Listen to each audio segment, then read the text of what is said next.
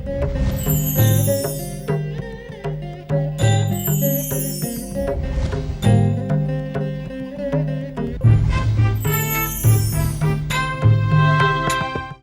को अच्छे स्कूल में नामांकन भी करवा दूं।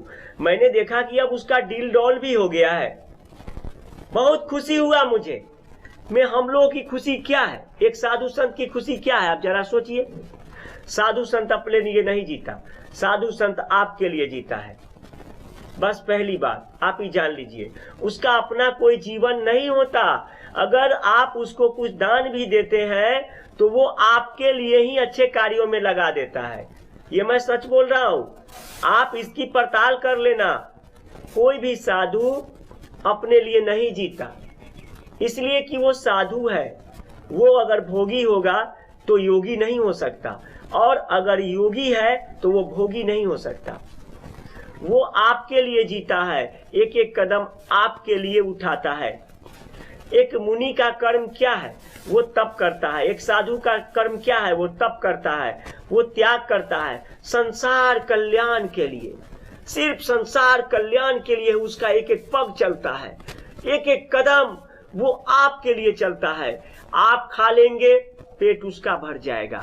आप चैन की नींद सो लेंगे, उसको नींद पूरा हो जाएगा। समाज खुश है तो आप खुश हैं। ये मत सोचिए कि आप खुश हो गए हैं तो समाज खुश हो गया। नहीं, आप भी खुश रहे, समाज भी खुश रहे। अगर आपके समाज में कोई व्यक्ति अच्छा व्यवसाय कर रहा है तो आपको खुश होना चाहिए। अगर कोई व्यक्ति अच्छा गाड़ी खरीद लिया है तो आपको खुश होना चाहिए। अगर कोई व्यक्ति अच्छा बन गया है, आईएएस बन गया है, आईपीएस बन गया है, अच्छा अधिकारी बन गया है, अच्छा दुकान बना लिया है, अच्छा शिक्षक बन गया है, तो आपको खुशी होना चाहिए। कम से कम थोड़ा सा तंगहाली तो दूर हुआ। कुछ तो ऐसे हुए आपके समाज में जो भुखमरी से ऊपर उठ गया, उसके घर में अच्छा लालन पालन हो गया। हो सकता है कभी आपको भी मुसीबत आ जाए तो वो आपको मदद कर दे। इसलिए ईर्ष्या मत कीजिए। बहुत सारे ऐसे लोग भी होते हैं जो एक दूसरे को देख के जलने लगते हैं। ऐसा नहीं होना चाहिए। जो व्यक्ति दूसरे को देख के जलता है वो खुद जल जल के स्वाहा हो जाता है। बिल्कुल सच बोल रहा हूं मैं, आप देख लीजिएगा, इतिहास गवाह है। कोई नहीं अमर हुआ यहाँ, कोई भी नहीं। हर किसी का गति हुआ है। इस लोक का नाम है मृत्यु लोक। ये जो पृथ्वी लोक है ना, इसका नाम है मृत्यु लोक। यहाँ लोग मरते हैं। जब मरते हैं तो धन जमा करने से क्या फायदा, जब मरते हैं तो अहंकार करने से क्या फायदा, झूठ बोलने से क्या फायदा, किसी को ठगने से क्या फायदा। क्यों, किसके लिए?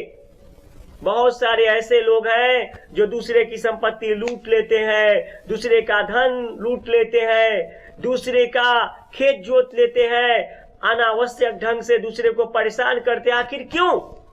जब मरना है तो ये बुरे कर्म क्यों करना है भाई, क्यों करते हैं? हाँ, इसलिए कल्याणकारी बनिए, अच्छा बनिए, सुधरिए, अच्छा बनिए, नियम पर चलिए, कानून पर चलिए और भगवान की भक्ति में लीन रहिए। सुबह उठिए प्रातः काल, शौच क्रिया से निर्वित होकर शौच क्रिया करने के बाद शुद्ध हो जाइए। थोड़ा सा स्नान ध्यान कीजिए, हल्का सा अल्पाहार लीजिए। उससे पहले हो सके तो आपके इस पृथ्वी पर एक श्री रामदेव बाबा जी हैं, वो योग करना सिखाते हैं। मैं उनकी प्रशंसा नहीं कर रहा हूं या मैं उनकी टीम में नहीं हूं, लेकिन वो योग करना सिखाते हैं। योग आपके बहुत सारे बीमारी को दूर करता है। उनका हर गांव में, हर कस्बे में, हर शहर में छोटा छोटा शाखा है। वहां कम से कम जाइए। मुझसे नहीं मिलिए कोई बात नहीं, लेकिन कम से कम वहां जाइए, उनसे मिलिए, उनके द्वारा बताए गए अच्छे योग को सीखिए और निरोगता की ओर जाइए। योग करना कल्याणकारी है। भक्ति करिए, किसी अच्छे ब्राह्मण, योग करिए, शुद्ध भोजन करिए। जब शुद्ध भोजन कीजिएगा आप बीमार नहीं होइएगा। शुद्ध भोजन कैसा हुआ? आज आपको मैं बता रहा हूं, एक बहुत बड़ी बात मैं बताने जा रहा हूं। कोल्ड स्टोरेज में रखा हुआ कोई भी ठंड कोल्ड वस्तु जो है आपके शरीर के लिए हानिकारक है। बुरा नहीं मानिएगा मेरी।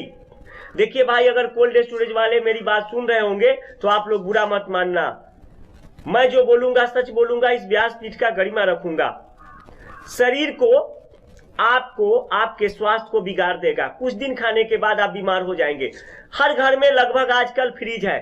फ्रिज में ज्यादा ठंडा करके कोई भी चीज खाने पीने की जरूरत नहीं है, आपके लिए खतरनाक है। बाजार में मिलावटी सामानों से बचिए, घर का खाना बनाइए, घर का खाना खाइए, घर में अच्छा से भोजन पकाइए, शुद्ध भोजन करिए, वैष्णविक बनने का ज्यादा कोशिश करिए, निरोग रहिएगा, अच्छा बनिएगा, मन शुद्ध होगा, ताजगी रहेगा, कोई बीमारी नहीं सताएगा। इस कोरोना की तरह महामारी भी नहीं आएंगे।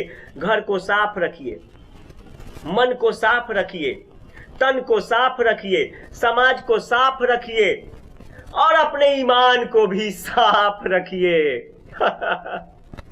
ईमान को भी साफ रखिएगा, चारों ओर आपका इज्जत होगा। और ईमान गंदा कर लीजिएगा, थू थू हो जाएगा। समाज आपको टपने नहीं देगा, कहेगा कैसा आदमी है, यहां बोलता है कैसा, वहां बोलता है कैसा। छी, आपसे लोग घृणा करेंगे। जैसे आजकल ये कोरोना का हल्ला है, कोरोना के बारे में सुनने में आ रहा है कि अगर जिसको कोरोना हो जा रहा है उससे दूसरे को हो जा रहा है। जरा सोचिए, ये क्या महामारी फैल गया, आखिर क्यों फैला, ये भी जांच का विषय है। हाँ, सात्विकता से रहिएगा, पवित्रता से रहिएगा, सटासटी से ज्यादा नजदीक नहीं जाइएगा, सटासटी नहीं कीजिएगा, तो क्या होगा, आप ज्यादा बीमार नहीं पड़िएगा। नियम का पालन करिएगा, कानून का पालन करिएगा, वेद का पालन करिएगा, पुराण का पालन करिएगा, विधि के अनुसार चलिएगा, सिस्टम से चलिएगा, आपको कोई दुख नहीं होंगे, कोई कष्ट नहीं होंगे। मेरा दावा है, मेरा वादा है, मेरा वचन है, कोई कष्ट नहीं होगा। आप संकल्पित हो जाइए, संकल्प ले लीजिए कि मैं कोई गलत काम नहीं करूंगा, मैं अच्छा बनूंगा, अपने माता के प्रति वफादार बनूंगा, समाज के प्रति वफादार बनूंगा, अपने नौकरी के प्रति वफादार बनूंगा, अपने गुरु के प्रति वफादार बनूंगा, अपने भगवान के प्रति वफादार बनूंगा, अपने धर्म के प्रति वफादार बनूंगा, इस जहान के प्रति वफादार बनूंगा। जिस विधाता ने इस संसार को रचा है, सबको रचा है, जीव को रचा है, जंतु को रचा है, पशु को रचा है, पक्षी को रचा है, एक एक जलचर, थलचर, वायुचर सभी को रचा है, उन सबों का हम सम्मान करेंगे। जिस प्रकार से आप भगवान के अंग है, उसी प्रकार से एक एक जीव भगवान का अंग है, एक एक पौधे भगवान का अंग है। सबको यहाँ सम्मान मिलने का आवश्यकता है और आप सबका सम्मान करें। जीव हत्या से बचे, पाप करने से बचे, आप मांसाहारी भोजन से बचे, शाकाहारी बनिए, शुद्ध भोजन करिए, सात्विक बनिए, शुद्ध जल पीजिए, शुद्ध वातावरण में गुजर बसर करिए, दूषित वातावरण को छोड़ दीजिए। दूषित वातावरण बीमारी का कारण है। आप 5 दिन दूषित वातावरण में रहिए, देखिए आप बीमार हो जाइएगा, आपको दवा की जरूरत पड़ जाएंगे और आप डॉक्टर के यहाँ जाएंगे। आजकल बहुत सारे ऐसे डॉक्टर भी हैं जो अच्छे भी हैं और कुछ ऐसे डॉक्टर हैं जो ठग भी हैं। कुछ ऐसे डॉक्टर भी हैं, झोला छाप डॉक्टर, जो ठग हैं। वो आला ताला लेकर, वो इंजेक्शन और दवा लेकर आपका इंतजार कर रहा है कि कब आइएगा जो आपको ठग ले। इसलिए अच्छे डॉक्टर के पास जाइए। डॉक्टर अगर चुनिए तो अच्छा चुनिए, शिक्षक अगर चुनिए तो अच्छा चुनिए, गुरु अगर चुनिए तो अच्छा चुनिए, और अच्छे वातावरण में रहिए, शुद्धता से रहिए, पवित्र होके रहिए, शुद्ध भोजन ग्रहण करिए। देखिए कितना अच्छा से रहिएगा, अच्छा महसूस करिएगा और ताजगी महसूस करिएगा। सुबह सुबह बिल्कुल सूर्योदय से पहले उठ जाइए और अपने से बड़ों के सामने थोड़ा सा झुक के सलाम करिए, नमस्कार करिए, उनको जो है आदर भाव से थोड़ा सा मीठी मीठी बातों से संबोधन करिए। उसके बाद शौच क्रिया से निर्मित होइए, शुद्ध होइए, और हो सके तो स्नान कर लीजिए, थोड़ा सा पूजा पाठ भी कर लीजिए अगर करना चाहते हैं तो। मेरा दबाव नहीं है, जिस धर्म के हैं उस धर्म का थोड़ा सा जो भी अच्छा पुस्तक है, शास्त्र है, उसको पढ़ लीजिए और उसके बाद हल्का सा व्यायाम कर लीजिए और नाश्ता कर लीजिए। उसके बाद अपने कार्य में लग जाइए। पढ़ने वाले बच्चे पढ़ने लग जाइए, काम करने वाले व्यक्ति काम करने लगिए, किसान भाई लोग अपने अपने खेतों में चले जाइए, दुकानदार भाई लोग अपने अपने दुकान में जाइए। जो गृहिणी है, स्त्री, जो महिला है, मैं उन लोगों का भी सम्मान करता हूं। जो छात्रा है, जो लड़कियां हैं, जो युवतियां हैं, सब अपने अपने कार्य में लग जाइए। जो शिक्षक हैं वो अपने अपने बच्चों को पढ़ाने लगिए। अपने अपने कार्य से ज्यादा मतलब इधर उधर मत रखिए। समाज में चुगली मत करिए, इधर का बात उधर, उधर का बात उधर मत करिए। अब देखिए मंथरा जी को, मंथरा जी ने क्या किया, यह भी विधि का विधान था। सृष्टि का निर्माण होने के बाद भगवान ने लोगों को सत्य संवाद बताने के लिए रामा अवतार भी लिया। सतयुग के बाद त्रेता हुआ, त्रेता में राम जी श्री विष्णु का अंश हुए और लक्ष्मण जी आपको शेषा अवतार हुए। उन दोनों के जीवन से भी बहुत कुछ सीख सकते हैं। जब उन्होंने सीता से विवाह करके अयोध्या नगरी में कदम रखा तो राज्याभिषेक के समय ही उनके पास जीवन में मंथरा नाम की एक ग्रहण लग गया।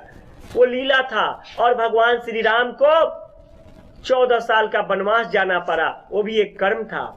उससे भी आप सीख सकते हैं। उसी बीच में रावण जी आ गए। रावण मत बनिए, राम का चरित्र का पालन करिए। उसी में सीता जी भी है। सबका पात्र है, सबकी भूमिका है। सब कोई इस पृथ्वी पर किसी न किसी पात्र के रूप में है। अब देखिए, कोई गुंडा जी हैं जिनका काम है गुंडाई करना, नहीं सुधरते हैं वो। इनके लिए जेल है, पुलिस भाई लोग उनको पकड़ के जेल भेज देगी, फिर छूट के आएंगे। सुधर जाना चाहिए, उनको अच्छा बन जाना चाहिए। आखिर आप गुंडाई किन के लिए करते हैं भाई? किस लिए? जब आप 2 रुपए कमा नहीं सकते और किसी को अच्छा कार्य नहीं दे सकते तो उनका धन क्यों लूट सकते हैं आप? है अधिकार आपको लूटने का। जब आप जीवन दे नहीं सकते तो जीवन लेने का अधिकार आपको नहीं है। परमात्मा का काम कोई इंसान नहीं करे, वहीं से सिस्टम बिगड़ जाता है। आखिर अव्यवस्था और अनियंत्रितता कहां से होता है, जरा सोचिए।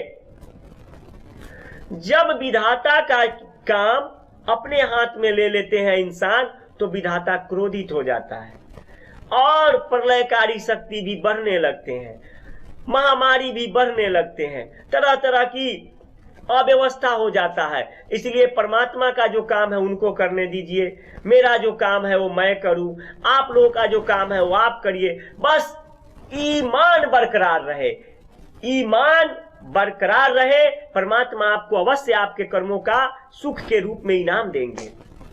कोई लोग सोचता है कि मैं बहुत ज्यादा धनवान हो जाऊं। अरे क्या धनवान होंगे भाई? इस धन का क्या काम जो भोग नहीं पाएंगे आप? ये धन यही का यही रह जाएगा। जब जीवन में आए हैं तो मर जाइएगा, मृत्यु आएगा। बाल अवस्था, युवा अवस्था और वृद्धावस्था, बहुत सारे ऐसे इंसान हैं जो जन्म लेते मर जाते हैं। बहुत सारे ऐसे इंसान हैं जो आपको मैं बता दूं युवावस्था में मर जाते हैं। बहुत सारे ऐसे हैं जो वृद्धावस्था में मृत्यु सैया पे लेट जाते हैं, क्योंकि उनको मरना है, समय आ गया है तो मरेंगे ही। इसलिए मेरे मित्रों, मेरे बंधुओं, मेरे भाइयों, आप लोगों से आग्रह करता हूं कि कृपया करके सभी धर्म वाले, सभी जाति वाले, सभी वर्ग वाले अच्छा सोच रखिए, अच्छा बनिए, पवित्र बनिए, सात्विक बनिए, समाज को अच्छाई की ओर ले जाने के लिए सोचिए। कहीं भी कुरीति नहीं फैलाइए। जन जन, गांव गांव, शहर शहर तक कल्याण की दिशा में अपना एक अभियान है। चले सत्य और धर्म पथ पर, किसी को दुख नहीं दे, अपना यात्रा धर्म यात्रा। आपका जीवन जो है यात्रा के समान है, यात्रा के समान आपका जीवन है। बच्चा हुआ, युवा हुआ और वृद्धावस्था हुआ और फिर चोला बदल गया। ये मत सोचिए कि हर कोई अमर है, मरना है, और जब मरना है खुद को तो अच्छा बनना है। इस धरती पर जितने भी लोग हैं, जितने भी प्राणी हैं, सब कोई भगवान का ही रूप है, सब कोई उनका ही संतान है। आपसे कोई आपका बड़ा भाई है, मेरी बात का बुरा नहीं मानेंगे, आपके समाज में कोई अगर आपका बड़ा भाई है तो अगर आप गलती कर रहे हैं तो आपको डांटेगा ही। जब वो डांट रहा है तो आपको सोचना चाहिए कि भैया आज क्यों डांटे हैं। अब आप उनसे मुंह लगा ले रहे हैं, आप उनसे मुंह फुला ले रहे हैं। अरे पहले सच सोचिए, सच समझिए कि उन्होंने आपको क्यों डांटा, क्यों फटकारा। उन्होंने आपको इसलिए डांटा, इसलिए फटकारा कि आपको उनसे प्रेम है। वो चाहते हैं कि आप गलत कार्य ना करें, अच्छा कार्य करें। अब आप गलत कार्य करेंगे तो आपका जीवन तो दुखदाई होगा ही, साथ में अगर आप बुरे बुरे काम करेंगे, अगर चोरी करेंगे, छेड़खानी करेंगे, लूट करेंगे, डाका करेंगे, अगर आप किसी को जबरदस्ती पीटेंगे, अगर कहीं रंगदारी करेंगे, अगर किसी भी अधिकारी पदाधिकारी, अच्छे सरकार या अच्छे साधु संत का आलोचना करेंगे तो आपका क्या होगा जरा सोचिए। उसी दिन से आपका विनाश शुरू हो गया। अगर कानून आप पर कार्रवाई नहीं भी करती है तो ईश्वर का ऐसा प्रणाली है कि समय आपको आपके गलत कार्यों को अवश्य दंड देगा, निश्चित वो आपको दंड देगा ही। इसलिए किसी से ना जलिए, किसी को तंग मत करिए, किसी को मत सताइए। सबको जीने का अधिकार है, सबको रहने का अधिकार है, इसलिए सब कोई एक समान बन के अच्छा बन के रहिए। मेरा आग्रह है, अनुरोध है, मंदिर जाते हैं, अच्छा बनने का संकल्प लेते हैं लेकिन बनते नहीं है। अब एक स्थान पर मेरा कथा चला, मैं मेरी बात सुनिए ध्यान से, बुरा नहीं मानिए। मेरा कथा चला लगभग 11 दिन तक लगातार बिहार से बाहर। संजोग से एक दिन उसी में एक भक्त, शिव के यानी कि महादेव के भक्त मुझसे मिले। बोले कि बाबा जी, हमारे गांव समाज में अभी हाल में बहुत बड़ा कथा का आयोजन हुआ है, हम लोग 7 दिन कथा से होके आए हैं। मैंने कहा बहुत अच्छी बात है, आप कथा में हो आइए, जाइए समय निकाल करके, आपका अवश्य कल्याण होगा। पूजा में जाइए, मंदिर में जाइए, जिस धर्म के हैं जैसे भी हो, जहां हो जाइए, नियम से जाइए, तरीका से जाइए, सिस्टम से जाइए। मैंने पूछा कि वहां क्या क्या सीखे, क्या सीखेंगे। तब तक उसी बगल में एक व्यक्ति आया संजोग से मेरे पास ही, और पूरे मुंह में गुटखा भरा था। छी! मैंने पूछा कि भाई साहब ये आप क्या किए? ये गुटखा खाने से आपका जीवन सफल तो नहीं होगा, बेकार हो जाएगा। मेरी बात का बुरा नहीं माने, मैं जो बोलूंगा सच बोलूंगा। अपने जीवन को समझिए, जीवन की मोल को समझिए। गुटखा मत खाइए, वो आपको बीमार कर देगा। गलत भोजन, गलत रहन, गलत सहन और गलत संस्कार आपको ले बीतेगा, आपको बर्बाद कर देगा, वो कहीं का नहीं छोड़ेगा। इसलिए आपसे आग्रह करते हैं, हम इस व्यासपीठ के जरिए आपसे अनुरोध करते हैं कि अगर आप यहां आए हैं, अगर समझ रहे हैं मेरी बात और मेरी बात सुन रहे हैं, तो कृपया करके अच्छा बनिए, अच्छा भोजन करिए, शुद्ध जल ग्रहण करिए, सात्विक विचारधारा मन में लाइए और शुद्ध बनिए, पवित्र बनिए, भगवान की भक्ति में रमिए, मन ही मन चिंतन करिए। पहले सोचिए कि आप कौन हैं, आप क्यों आए हैं, आपका जन्म क्यों हुआ है, आपके संस्कार कैसे हैं, आपको कैसा बनना चाहिए। आप सोचिए, मानव जीवन का लक्ष्य है मोक्ष को प्राप्त करना, जीवन को सार्थकता तक ले जाना, अच्छा बनना, सात्विक बनना और सत्यता पर चलना, न कि प्रतिदिन दिन भर में कम से कम झूठ बोलना। झूठ के खजाना से ऊपर उठिए और सत्यता को पहचानिए। ये सूर्य सत्य है, चंद्र सत्य है, ये पृथ्वी सत्य है और आपका जीवन सत्य है। उसी प्रकार से बोलना भी सत्य है। सूर्य देवता प्रकाश देते हैं। अगर सूर्य देवता को कोई 5 व्यक्ति अगर गाली दे दे, आलोचना कर दे, तो क्या कल हो के वो प्रकाश देना बंद कर देते हैं क्या? वो प्रकाश अवश्य देते हैं। चंद्र देवता शीतलता देते हैं। चंद्र का काम है रात में, सूर्य का काम है दिन में। दिन के लिए सूर्य बनाया और रात के लिए चंद्र बनाया। ये विधाता तूने ये कैसा संसार बनाया, जिस संसार में अनेकों अनेक प्राणी हैं। हर कोई मानव है, कहलाता वो मानव, लेकिन किसी का चेहरा, किसी का आकार प्रकार एक समान नहीं मिलता। हर कोई हर किसी से किसी न किसी मामले में भिन्न अवश्य है, लेकिन है मानव। क्या कहलाता है? मानव। इसलिए मानव जाति मानव बने, वो दानव ना बने। इसलिए गुटखा नहीं खाएं, नशा पान नहीं करे, झूठ नहीं बोले, ईश्वर की भक्ति में लीन रहे। कम से कम सुबह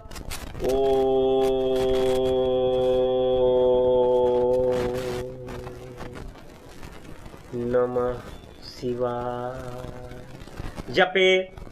कम से कम सुबह हरि ओम जपे। किसी भी देवताओं का नाम लीजिए। ओम सूर्याय नमः, सूर्य देवता का नाम लीजिए। हर भगवान का नाम आप किसी भी समय ले सकते हैं। इसलिए बेटी का जीवन मैं बता रहा था काफी अनमोल है। वो बेटी आपके लिए बहुत ही कल्याणकारी है। इसलिए बेटी के साथ कहीं भी अत्याचार ना करें। दस्तूर है ये, तू माँ बहन बीबी। जरा सोचिए, विधाता का दस्तूर है, बेटी जो है माँ बहन दोस्त, उसके बाद शिष्या, उसके बाद वो किसी न किसी की पत्नी भी बनती है। सबका रिश्ता, सबका धर्म अलग अलग है। सबके लिए अलग अलग रूप से वो वफादारी निभाती है। जरा सोचिए आप, वो है आपकी बेटी। हाँ, वो माँ बहन बनती है और आपके लिए सेवा भी करती है। जरा सोचिए बेटी का संस्कार क्या है। विधाता का दस्तूर है ये, तू माँ बहन बन के बीवी, समाज की आधा अंग बन के आई। ओ बेटिया, ओ बेटिया, अपने घर में हो पराई, अपने ही घर में होती पराई। जरा सोचिए, अपने ही घर में बेटी पराई होती है। ये बेटी का दस्तूर है। बेटी कैसी होती है? अपने ही घर में पराई होती है। इसलिए बेटी से ईर्ष्या न करे और बेटी का अपमान नहीं करे, बेटी का सम्मान करे और अच्छा संस्कार दे। तेरे नाम है अनेक, तेरे रंग है। सोचिए, तेरे नाम है अनेक, तेरे रूप है अनेक। तू दुर्गा, तू काली, तू लक्ष्मी, तू सरस्वती। तेरे नाम जाने कितने हुए, तेरे रूप ना जाने कितने बने। तपती है, तू सहती है पीड़ा और यातना। सोचिए बेटी कितनी यातना सहती है, कितना पीड़ा सहती है, डांट फटकार क्या क्या नहीं, जुल्म सितम सहती है, मैके और ससुराल हर जगह। यहाँ तक समाज में बहुत सारे लोग उसको नोचना भी चाहते हैं, भेड़िए के समान। बचपन से लेकर तुम जवानी तक, बचपन से लेके जवानी तक, जरा सोचिए। बचपन से लेकर तुम जवानी तक, सबकी निगाहों में होती तुझ पे पड़ते जब है बुरी निगाहें। तू कितनो चले संभल संभल के, फिर भी तुझको सब है देते ताने, ओ बेटिया। सोचिए बेटी को कितना दर्द है, कितना दुख है, कितना कष्ट है बेटी को। ये है बेटी